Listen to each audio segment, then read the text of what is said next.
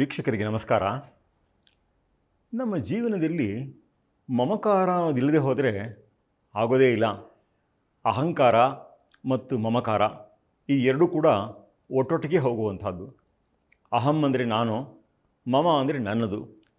ಆದ್ದರಿಂದ ಈ ಅಹಂಕಾರ ಅಂದರೆ ನಾನು ಅಂತ ಅಂದ್ಕೊಳ್ಳುವಂಥದ್ದು ಮತ್ತು ಮಮಕಾರ ನನ್ನದು ಅಂತ ಅಂದ್ಕೊಳ್ಳುವಂಥದ್ದು ಇದು ಜೀವನದಲ್ಲಿ ಬೇಕೇ ಬೇಕಾಗುತ್ತೆ. ಆದರೆ ಒಂದು ರೀತಿಯಲ್ಲಿ ಇದೇನೇ ತಪ್ಪು ಅಂತ ಭಾವನೆ ನಮಗೆಲ್ರಿಗೂ ಬರುವಂತಹ ಘಟ್ಟಗಳು ಬೇಕಾದಷ್ಟೇ. ಯಾಕೆ ಅಂತ ಹೇಳಿದ್ರೆ, ಯಾರಾದರೂ ತುಂಬ ಗರ್ವದಿಂದ ಮಾತಾಡಿದ್ರೆ ಅವನಿಗೆಷ್ಟು ಅಹಂಕಾರ ನೋಡು ಅಂತ ಹೇಳ್ತೀವಿ. ಸಾಮಾನ್ಯವಾಗಿ ಯಾರಿಗಾದ್ರೂ ತುಂಬ ದುಡ್ಡಿದ್ದರೆ ಅಹಂಕಾರ ಬರುವಂಥದ್ದು, ತುಂಬ ರೂಪ ಇದ್ದರೆ ಅಹಂಕಾರ ಬರುವಂಥದ್ದು, ಎಷ್ಟೋ ಸಲ ತುಂಬ ವಿದ್ಯೆಯಿಂದ ಕೂಡ ಅಹಂಕಾರ ಬರೋದು, ಹಾಗೆಯೇ ತಾನು ಬಹಳ ಒಂದು ಒಳ್ಳೆಯ ಕುಟುಂಬದಲ್ಲಿ ಹುಟ್ಟುಬಿಟ್ಟಿದ್ದೀನಿ ಅಂತ ಹೇಳಿ ಅದರಿಂದಾಗಿ ಅಹಂಕಾರ ಪಡುವಂಥದ್ದು. ಹೀಗೆ ಬೇಕಾದಷ್ಟು ಬಗೆಯಲ್ಲಿ ಅಹಂಕಾರಗಳು ಮನುಷ್ಯನಿಗೆ ಬರುತ್ತೆ. ಹಾಗೆಯೇ ಮಮಕಾರ ಅನ್ನುವಂಥದ್ದು ಅದು ಕೂಡ ಒಂದು ದೊಡ್ಡ ಸಮಸ್ಯೆಯೇ. ಸಾಮಾನ್ಯವಾಗಿ ಮಮಕಾರ ಅಂತ ಇದ್ಬಿಟ್ರೆ ಅದರಲ್ಲಿ ಒಂದು ಪ್ರೀತಿಗೆ ಅದು ಕಾರಣವಾಗುವಂಥದ್ದಾದ್ರೂ ಕೂಡ ಎಷ್ಟೋ ಸಂದರ್ಭದಲ್ಲಿ ಅದು ತನ್ನ ಎಲ್ಲೆಯನ್ನು ಮೀರಿ ಏನೋ ಮಾಡಬಾರದ ಕಾರ್ಯಗಳನ್ನು ಮಾಡಿಸಿಬಿಡುವಂಥದ್ದಾಗ್ಬಿಡುತ್ತೆ. ಇಂಗ್ಲೀಷ್ನಲ್ಲಿ ಒಂದು ನೆಪಾಟಿಸಮ್ ಅಂತ ಒಂದು ಪದ ಇದೆ. ಆ ಪದಕ್ಕೆ ಅರ್ಥ ಏನಪ್ಪ ಅಂತ ಹೇಳಿದ್ರೆ, ಇವಾಗ ಯಾವನಿಗಾದ್ರೂ ಒಂದು ಉನ್ನತವಾದ ಸ್ಥಾನದಲ್ಲಿ ಅವನಿಗೆ ಆ ಹುದ್ದೆ ಸಿಕ್ಕಿತು ಅಂತ ಇಟ್ಕೊಳ್ಳಿ. ಆಮೇಲೆ ಅವನು ತನಗೆ ಸೇರಿದವರು, ತನ್ನ ಬಂಧು ಬಾಂಧವರು ಇಂಥವ್ರನ್ನೇ ಅಲ್ಲಿ ಕೆಲಸಕ್ಕೆ ಅವನು ನೇಮಿಸ್ಕೊಳ್ತಾ ಇದ್ದ ಪಕ್ಷದಲ್ಲಿ ಅದರಲ್ಲಿ ಒಂದು ಅನ್ಫೇರ್ನೆಸ್, ಅಯುಕ್ತತೆ, ನ್ಯಾಯವಾಗಿಲ್ಲದಿರುವಿಕೆ ಅನ್ನುವಂಥದ್ದು ತಾನಾಗಿಯೇ ಉಂಟಾಗ್ಬಿಡುತ್ತೆ. ಯಾರಿಗೆ ಯೋಗ್ಯತೆ ಇದೆಯೋ, ಯೋಗ್ಯತೆ ಉಳ್ಳಂತಹವರಲ್ಲಿ ಯಾರು ಉತ್ಕೃಷ್ಟರೋ ಅಂಥವರಿಗೆ ಕೊಡಬೇಕಾದಂತಹ ಉದ್ಯೋಗವನ್ನು ಇವರು ತನಗೆ ಸಂಬಂಧಿಗಳು, ತನಗೆ ತುಂಬ ಬೇಕಾದಂತಹವರು, ಆಪ್ತರು ಅನ್ನೋ ಅಷ್ಟೇ ಕಾರಣಕ್ಕೆ ಅವ್ರಿಗೇ ಅವನು ಉದ್ಯೋಗವನ್ನು ಕೊಡುವಂಥದ್ದು. ಅಥವಾ ಎಷ್ಟೋ ಸಂದರ್ಭಗಳಲ್ಲಿ ಅಂಥವ್ರಿಗೇ ಟೆಂಡರು ಅಥವಾ ಬಿಸ್ನೆಸ್ಸು ಈ ಥರದ್ದನ್ನು ಅವ್ರಿಗೆ ಬರುವಂತೆ ಮಾಡುವಂಥದ್ದು, ಹೀಗೆಲ್ಲ ಆಗುವಂಥದ್ದು. ಪರೀಕ್ಷೆಗಳಲ್ಲಿ ತಮಗೆ ಬೇಕಾದಂಥವರು, ಹತ್ತಿರದ ಬಂಧು ಬಾಂಧವರು ಅಂಥವ್ರಿಗೇ ಹೆಚ್ಚು ಅಂಕಗಳು ದೊರೆಯುವಂತೆ ಮಾಡುವುದು. ಹೀಗೆ ನಾನಾ ರೀತಿಗಳಲ್ಲಿ ಜನಗಳು ಈ ಮಮಕಾರ ಪ್ರೇರಿತರಾಗಿ ಮಾಡಬಾರದ ಕೆಲಸಗಳನ್ನೆಲ್ಲ ಮಾಡ್ತಾರೆ. ನಾವು ಮಹಾಭಾರತದ ಕಥೆಯನ್ನೇ ನೋಡಿದ್ರೆ ಅದರಲ್ಲಿ ನಮಗೆ ತುಂಬ ಚೆನ್ನಾಗಿ ಗೊತ್ತಾಗುವಂಥದ್ದು ಅಂತ ಹೇಳಿದ್ರೆ, ಧೃತರಾಷ್ಟ್ರನಿಗೆ, ದುರ್ಯೋಧನನಿಗೆ ಇದ್ದಂತಹದ್ದು ಈ ಮಮಕಾರದ ಅತಿಶಯವಾದ ಬಾಧೆಯೇ. ಭಗವದ್ಗೀತೆಯ ಮೊದಲನೇ ಶ್ಲೋಕ ಇದೆಯಲ್ಲ, ಅದರಲ್ಲಿ ಧರ್ಮಕ್ಷೇತ್ರೇ ಕುರುಕ್ಷೇತ್ರೇ ಸಮವೇತ ಯುತ್ಸವ ಮಾಮಕಾಹ ಪಾಂಡವಾಶ್ಚೈವ ಕಿಮಕುರ್ವತ ಸಂಜಯ ಅಂತ ಕೇಳೋದ್ರಲ್ಲಿ ಮಾಮಕಾಹ ಅಂದರೆ ನನ್ನವರು ಅಂತ ಅಂದ್ಕೊಳ್ಳುವಂಥದ್ದು. ಅದರಲ್ಲಿ ಕೇವಲ ದುರ್ಯೋಧನ ಆ್ಯಂಡ್ ಕೋ ಇವರನ್ನು ಮಾತ್ರನೇ ಧೃತರಾಷ್ಟ್ರ ತನ್ನವರು ಅಂತ ಅಂದ್ಕೊಂಡಿರುವಂಥದ್ದು. ಪಾಂಡವಾಹ ಅಂದರೆ ಅವರು ಬೇರೆ ಅನ್ನೋ ಹಾಗೆ. ಹೀಗೆ ಪಾಂಡವರ ವಿಷಯದಲ್ಲಿ ಅವರು ಅನ್ಯರು ಅನ್ನುವಂತಹ ಒಂದು ಭಾವನೆ, ಮತ್ತು ದುರ್ಯೋಧನಾದಿಗಳು ಇವರೆಲ್ಲ ತನ್ನ ಮಕ್ಕಳು ಸರಿಯೇ, ಮಕ್ಕಳ ವಿಷಯದಲ್ಲಿ ಪ್ರೀತಿ ಇರಬೇಕಾದ್ದು ನ್ಯಾಯವೇನೆ, ಆದ್ರೂ ಅದು ನ್ಯಾಯವಾದ ಮಿತಿ ಏನಿದೆಯೋ ಅದನ್ನು ಮೀರಿ ಹೋಗ್ತಾ ಇರುವಂಥದ್ದಾದ್ದರಿಂದ ಅಲ್ಲಿ ಮಮಕಾರ ಅನ್ನೋದು ದೋಷವಾಗುತ್ತೆ. ಮಹಾಭಾರತದಲ್ಲಿ ಹೆಜ್ಜೆ ಹೆಜ್ಜೆಗೂ ಕೂಡ ದುರ್ಯೋಧನ ಬಂದು ಧೃತರಾಷ್ಟ್ರನಿಗೆ ಏನೋ ಹೇಳೋವಂಥದ್ದು. ಆಗ ಆ ಸಂದರ್ಭದಲ್ಲಿ ಧೃತರಾಷ್ಟ್ರ ಅವನ ಕಡೆಗೆ ವಾಲಿಬಿಡೋದು.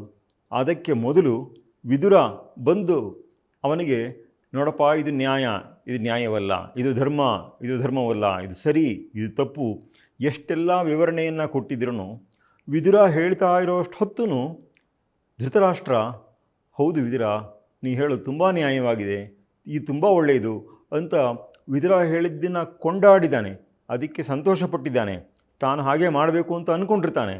ಆದರೆ ಮರುಕ್ಷಣದಲ್ಲಿ ದುರ್ಯೋಧನ ಬಂದು 4 ಮಾತುಗಳನ್ನ ಹೇಳಿಬಿಟ್ರೆ ಅವನಿಗೆ ಇಷ್ಟೊತ್ತು ಸಂಪಾದಿಸಿಕೊಂಡಿದ್ದಂತಹ ವಿವೇಕವೆಲ್ಲ ಕೊಚ್ಚಿ ಹೋಗ್ಬಿಡುತ್ತೆ. ಹೀಗಾಗ್ಬಿಡುತ್ತೆ. ಇದಕ್ಕೆ ಕಾರಣ ಮಮಕಾರ. ರಾಮಾಯಣದಲ್ಲಿ ರಾವಣನ ಅಹಂಕಾರದ ಮೆರೆತವಾದರೆ ಮಹಾಭಾರತದಲ್ಲಿ ಧೃತರಾಷ್ಟ್ರನ ಮಮಕಾರದ ಒಂದು ಮೆರೆತ ನಮಗೆ ಕಾಣಿಸುತ್ತೆ. ಹೀಗೆ ಈ ಅಹಂಕಾರ ಮಮಕಾರಗಳಿಂದ ಮನುಷ್ಯ ತನಗೂ ತನ್ನವರಿಗೂ ಆಪತ್ತುಗಳನ್ನು ವಿಪತ್ತುಗಳನ್ನು ತಂದುಕೊಳ್ತಾನೆ. ಎಷ್ಟರ ಮಟ್ಟಿಗೆ ಅಂದರೆ ಕೊನೆಗೆ ಅದು ಮರಣಾಂತಕವಾಗಿ ತಾನೂ ಸಾಯಬೇಕು, ತನ್ನವರೂ ಸಾಯಬೇಕು, ಅಲ್ಲಿ ತನಕ ಆ ಅತಿರೇಕದ ತನಕ ಹೊರಟು ಹೋಗ್ಬಿಡುತ್ತೆ. ತಾನು ಸಂಪಾದಿಸಿಕೊಂಡಂತಹ ಅಪಾರವಾದ ಶಕ್ತಿ ಇರಬಹುದು, ಐಶ್ವರ್ಯ ಇರಬಹುದು, ಮತ್ತೊಂದಿರಬಹುದು, ಏನು ವಿದ್ಯೆಯನ್ನು ಅವನು ಸಂಪಾದಿಸಿದ್ರೂ, ಏನು ಸಾಮರ್ಥ್ಯವನ್ನು ಗಳಿಸಿದ್ರೂ ಕೂಡ ಅದೆಲ್ಲವೂ ಕೂಡ ತನಗೂ ಉಪಯೋಗವಾಗಿ 4 ಜನಕ್ಕೂ ಒಳ್ಳೆಯದಾಗುವಂತೆ ಅದನ್ನು ಬಳಸೋವಂಥದ್ದನ್ನು ಬಿಟ್ಬಿಟ್ಟು ತನಗೂ ಹಾನಿ, ಅನ್ಯರಿಗೂ ಹಾನಿ, ತನಗೆ ಸೇರಿದವರಿಗೇ ಹಾನಿ, ಹೀಗೆ ಅತಿಯಾದ ಮಮಕಾರ ಕೊನೆಗೆ ಮಮ ಅಂತ ಯಾರ ಬಗ್ಗೆ ಅವನಿಗೆ ಆ ಮಮತೆ ಅನ್ನೋದಿತ್ತೋ ಅಂಥವರ ವಿನಾಶಕ್ಕೆ ಕಾರಣವಾಗುವಷ್ಟು ಅತಿರೇಕಕ್ಕೆ ಹೋಗ್ಬಿಡುವಂಥದ್ದನ್ನು ನಾವು ನೋಡ್ತೀವಿ. ಹೀಗೆ ಅಹಂಕಾರ ಮಮಕಾರಗಳು ಶತ್ರುಗಳು. ಆದರೆ ಇನ್ನೊಂದು ವೈಪರೀತ್ಯ ನೋಡಿ, ಅಹಂಕಾರ ಮತ್ತು ಮಮಕಾರ ಅನ್ನೋದಿಲ್ಲದೆ ಹೋದ ಪಕ್ಷದಲ್ಲಿ ಜೀವನವೇ ನಡೆಯೋದಿಲ್ಲ ಅಂತ. ಯಾತಕ್ಕೆ? ಯಾರು ಏನು ಕೆಲಸ ಮಾಡಿದ್ರೂ ತಾನು ತನಗೋಸ್ಕರ ಅನ್ನುವಂಥದ್ದು ಬೇಕೇ ಬೇಕಾಗುತ್ತೆ. ಅದಿಲ್ಲದೆ ಹೋದ ಪಕ್ಷದಲ್ಲಿ ನೀ ಏನು ಮಾಡಿದ್ರೂ ಅದು ನಿನಗೆ ತಲುಪೋದಿಲ್ಲ, ಅದರ ಫಲ ನಿನಗೆ ತಲುಪೋದಿಲ್ಲ ಅಂತ ಮಾಡಿಬಿಟ್ರೆ ಕೆಲಸ ಮಾಡೋದಕ್ಕೆ ಯಾರಿಗೆ ಏನು ಪ್ರವೃತ್ತಿ ಬಂದೀತು ಹಾಗೆ ಬರೋದೇ ಇಲ್ಲ ಅನ್ನೋ ಹಂಗಾಗ್ಬಿಡುತ್ತೆ. ಹಾಗೆಯೇ ನೀನು ಸಂಪಾದಿಸಿದ್ದನ್ನು ನಿನ್ನ ಮಕ್ಕಳಿಗೆ ಅವ್ರಿಗೇನೂ ತಲುಪುವಂಥದ್ದಲ್ಲ, ಅವ್ರಿಗೇನೂ ಕೊಡುವಂಥದ್ದಲ್ಲ ಅಂತ ಆಗೋಗ್ಬಿಟ್ರೆ ಅಲ್ಲಿ ಮಮಕಾರಕ್ಕೆ ಆಸ್ಪದವಿಲ್ಲದೆ ಹೋದರೆ ಯಾರು ಏನು ಕೆಲಸವನ್ನು ಮಾಡಿ ಯಾರು? ಹಾಗೆ ಪ್ರಪಂಚದಲ್ಲಿ ಸ್ತ್ರೀ ಸೃಷ್ಟಿ ಆಗಿರುವಂಥದ್ದೇನೆ ಒಂದರ್ಥದಲ್ಲಿ ಒಂದು ಮಮಕಾರವನ್ನು ಬೆಳೆಸ್ಕೊಳ್ಳೋದಕ್ಕೋಸ್ಕರವಾಗಿ. ಹಾಗೆ ಇರುವಂತಹ ನಾರಿಯೇ ತನ್ನ ಮಕ್ಕಳನ್ನು ಕಾಪಿಟ್ಟುಕೊಂಡು ಅದನ್ನು ಚೆನ್ನಾಗಿ ಪಾಲನೆ ಪೋಷಣೆ ಮಾಡಿ ಬೆಳೆಸುವಂಥದ್ದು. ನನ್ನದು ಈ ವಸ್ತು ನನ್ನದು ಅನ್ನುವಂತಹ ಭಾವನೆ ಅಲ್ಲಿ ಉಕ್ಕಿ ಬರೋ ಹಾಗೆ ಇನ್ನೆಲ್ಲೂ ಆಗೋದಿಲ್ಲ. ಅಷ್ಟೇ ಅಲ್ಲ, ಸಾಮಾಜಿಕವಾಗಿ ಇದೆಲ್ಲ ಒಂದು ರೀತಿಯಲ್ಲಿ ವೈಯಕ್ತಿಕವಾಗಿ ಹೇಗೆ ಅಂತ ನೋಡಿದ್ದಾಯಿತು. ಈ ಅಹಂಕಾರ ಮಮಕಾರಗಳು ಸಾಮಾಜಿಕವಾಗಿ ತಗೊಂಡ್ರೆ ಕೂಡ ಲಾ ಅಂತ ಇರುವಂಥದ್ದೇನೆ in order to protect the life and property of the members of the society ಅನ್ನೋದೇನೆ ಅದರ ಉದ್ದೇಶ ಅಂತಂದ್ಬಿಟ್ಟು. ಅಂದರೆ ಏನು ಅಂತ ಹೇಳಿದ್ರೆ ಪ್ರತಿಯೊಬ್ಬ ವ್ಯಕ್ತಿಗೂ ತನ್ನ ಜೀವ ಅದು ಬಹಳ ಮುಖ್ಯವಾದಂಥದ್ದು.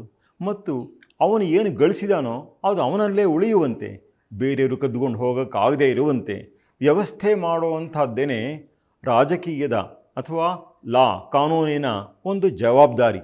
ಆದ್ದರಿಂದ ಪ್ರತಿಯೊಂದು ರಾಜ್ಯಕ್ಕೂ ಕೂಡ ಇರುವಂತಹ ಒಂದು ಕರ್ತವ್ಯ ಏನು ಅಂತ ಹೇಳಿದ್ರೆ ಆ ಸಮಾಜಕ್ಕೆ ಸೇರಿದಂತಹ ಯಾವುದೇ ವ್ಯಕ್ತಿಯ ಲೈಫ್ ಆ್ಯಂಡ್ ಪ್ರಾಪರ್ಟಿ, ಅವನ ಜೀವನ ಮತ್ತು ಅವನ ಸಂಪಾದಿಸಿದಂತಹ ಆಸ್ತಿಪಾಸ್ತಿಗಳು ಅದೆಲ್ಲವೂ ಕೂಡ ಸುರಕ್ಷಿತವಾಗಿರಬೇಕು ಅನ್ನುವಂಥದ್ದೇನೆ ಬಹಳ ಮುಖ್ಯವಾದಂಥದ್ದು ಅಂತಂದ್ಬಿಟ್ಟು.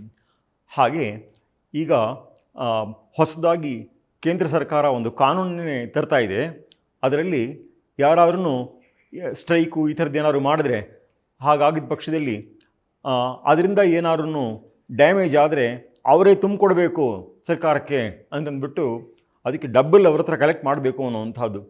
ಹೀಗಾದಾಗ ಪಬ್ಲಿಕ್ ಪ್ರಾಪರ್ಟಿ ಅಥವಾ ಪ್ರೈವೇಟ್ ಪ್ರಾಪರ್ಟಿ ಅಂದರೆ ಸರ್ಕಾರಕ್ಕೆ ಸೇರಿದಂತಹ ವಸ್ತುಗಳಿರ್ಬೋದು ಮತ್ತು ಯಾವುದೇ ವ್ಯಕ್ತಿ ಅವನ ಸ್ವಂತ ದುಡಿಮೆಯಿಂದ ಸಂಪಾದಿಸಿದಂತಹ ಆಸ್ತಿಪಾಸ್ತಿ ಚರಾಚರ ಆಸ್ತಿಗಳು ಅದೇನೇ ಇರ್ಬೋದು, ಅದಕ್ಕೇನಾದ್ರೂ ಘಾತವಾದ ಪಕ್ಷದಲ್ಲಿ ಆತನೇ ಅದರ ನಷ್ಟವನ್ನು ತುಂಬಿಕೊಡಬೇಕು.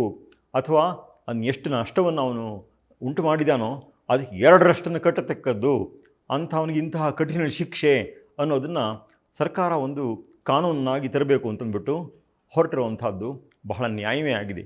ಇದರ ಬಗ್ಗೆ ಸುಪ್ರೀಂ ಕೋರ್ಟ್ ಕೂಡ ಇದೇ ರೀತಿಯಾದಂತಹ ನ್ಯಾಯ ವಿತರಣೆ ಆಗಬೇಕು ಅನ್ನುವಂತಹ ಮಾತುಗಳನ್ನು ಹಲವಾರು ಸಂದರ್ಭಗಳಲ್ಲಿ ಆಡಿರುವಂಥದ್ದು. ದೇಶದ ಒಂದು ಕಾನೂನಿನ ವ್ಯವಸ್ಥೆಯ ಮೂಲವೇನೇ ಈ ಜೀವನ ಮತ್ತು ಒಬ್ಬ ವ್ಯಕ್ತಿಯ ವೈಯಕ್ತಿಕ ಆಸ್ತಿ ಇದರ ರಕ್ಷಣೆ ಆಗಬೇಕು ಅನ್ನಂತ ಹೇಳುವಂಥದ್ದು. ಮತ್ತು ಸಮಾಜ ಸುವ್ಯವಸ್ಥಿತವಾಗಿ ನಡೆಯುವಂಥದ್ರಲ್ಲಿ ದಾನದ ಪಾತ್ರ ಬಹಳ ಹಿರಿದಾದದ್ದು. ದಾನ ಅಂದರೆ ಏನು ಅಂತ ಹೇಳೋದಕ್ಕೆ ಸಂಸ್ಕೃತದಲ್ಲಿ ಒಂದು ಒಳ್ಳೆಯ ಲಕ್ಷಣವನ್ನು ಕೊಡ್ತಾರೆ. ಸ್ವಸ್ವತ್ವ ನಿವೃತ್ತಿಪೂರ್ವಕ ಪರಸ್ವಾಪಾದನಂ ಅಂತಂದ್ಬಿಟ್ಟು. ಅಂದರೆ ಯಾವುದಾದ್ರೂ ಒಂದು ವಸ್ತುವನ್ನು ದಾನ ಮಾಡಬೇಕಾದ್ರೆ ಮೊದಲನೇ ಕಂಡೀಷನ್ನು ಆ ವಸ್ತು ನನ್ನದಾಗಿರಬೇಕು. ಯಾರ್ದನ್ನೋ ತೊಗೊಂಬಿಟ್ಟು ಇನ್ಯಾರಿಗೋ ಕೊಟ್ಬಿಡೋ ಅಂಥದ್ದು ದಾನ ಅಂತ ಅನಿಸ್ಕೊಳ್ಳಲ್ಲ. ಅದು ಕಳ್ಳತನವೇ ಆಗುತ್ತೆ, ದರೋಡೆ ಆಗುತ್ತೆ. ಹಾಗಲ್ಲ, ಆ ವಸ್ತು ನನ್ನದಾಗಿರಬೇಕು, ನಾನು ಸಂಪಾದಿಸಿದ್ದಾಗಿರಬೇಕು, ಅದು ನನ್ನದು ಅನ್ನೋವಂಥದ್ದು ದೃಢವಾಗಿರಬೇಕು. ಅಂಥದ್ದನ್ನು ತಗೊಳ್ಳಯ್ಯ ನಿನಗೆ ಕೊಡ್ತೀನಿ ಅಂತ ಕೊಡಬೇಕು. ಕೊಡ್ತಾ ಇದ್ದಂಗೆನೇ ಇಂಗ್ಲೀಷ್ನಲ್ಲಿ ವಿತ್ ಸ್ಟ್ರಿಂಗ್ಸ್ ಅಟ್ಯಾಚ್ಡ್ ಅಂತ ಹೇಳ್ತಾರೆ. ಅಂದ್ರೇನು ಅಂತ ಹೇಳಿದ್ರೆ ಅದರಲ್ಲಿ ಬೇಕಾದಷ್ಟು ಹಿಂಸೆ ಮುಂದೆ ಉಂಟಾಗುವಂತಹ ತಂತುಗಳು ಅದರಲ್ಲಿ ಸೇರಿಕೊಂಡಿರುವಂಥದ್ದು. ಹಾಗಿಲ್ಲದೇ ಮುಕ್ತವಾದ ಮನಸ್ಸಿನಿಂದ ಕೊಟ್ರೇ ಅದು ದಾನ ಅಂತ ಅನ್ನಿಸ್ಕೊಳ್ಳುವಂಥದ್ದು ಅಂತಂದ್ಬಿಟ್ಟು. ಅಂದರೆ ಅಲ್ಲಿಂದ ಮುಂದಕ್ಕೆ ಅದರಲ್ಲಿ ಇದು ನಂದು ಅಂತ ಮತ್ತೆ ಜ್ಞಾಪಕ ಬರೋ ಹಂಗೆ ಇರಬಾರ್ದು. ಸಂಸ್ಕೃತದಲ್ಲಿ ಇದಂ ನಮಮ ಅಂತ ಹೇಳ್ತಾರೆ. ಯಾವುದೇ ದಾನವನ್ನು ಕೊಡಬೇಕಾದ್ರೂ ಇದು ನನ್ನದಲ್ಲ ಅಂತಂದ್ಬಿಟ್ಟು. ಅಂದರೆ ಇನ್ನು ಮುಂದಕ್ಕೆ ನಾನು ಇದನ್ನು ನನ್ನ ವಸ್ತು ಅಂತ ನಾನು ಭಾವಿಸೋದಿಲ್ಲ. ನಿನಗೆ ಕೊಟ್ಟಿದ್ದಾದ ಮೇಲೆ ಇದು ಪೂರ್ತಿ ನಿನ್ನದೇನೆ ಅಂತಂದ್ಬಿಟ್ಟು. ಶ್ರೀರಂಗ ಮಹಾಗುರುಗಳು ಒಂದು ಒಳ್ಳೆಯ ಉದಾಹರಣೆಯನ್ನು ಕೊಟ್ಟಿದ್ದರು.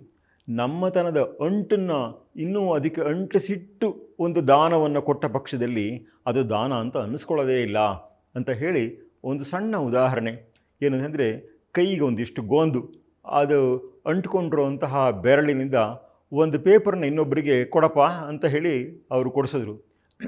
ಅವರು ಕೊಟ್ಟಾಗ ಆ ಗೋಂದಿನ ಕಾರಣದಿಂದಾಗಿ ಆ ಪೇಪರು ಅವ್ರ ಕೈಗೆ ಅಂಟ್ಕೊಂಡೇ ಇತ್ತು. ಅವ್ರು ಬೇರೆಯವರು ಅದನ್ನ ಎಳೆದು ತೆಗೆದುಕೊಳ್ಳಬೇಕೇ ವಿನಃ ಅದು ತಾನಾಗಿ ಸುಲಭಕ್ಕೆ ಹೋಗೋದೇ ಇಲ್ಲ ಅನ್ನೋ ರೀತಿಯಲ್ಲಿ ಆಗಿಬಿಡೋವಂಥದ್ದು. ದಾನವನ್ನು ಹಾಗೆ ಕೊಟ್ಟರೆ ಪ್ರಯೋಜನವಿಲ್ಲ. ಆದ್ದರಿಂದ ಇದಂ ನಮಮ ಅಂತ ಪ್ರತಿಯೊಂದು ದಾನದ ಸಂದರ್ಭದಲ್ಲೂ ಈ ಮಾತನ್ನು ಹೇಳಿಯೇ ಕೊಡುವಂಥದ್ದು ಅಂತ.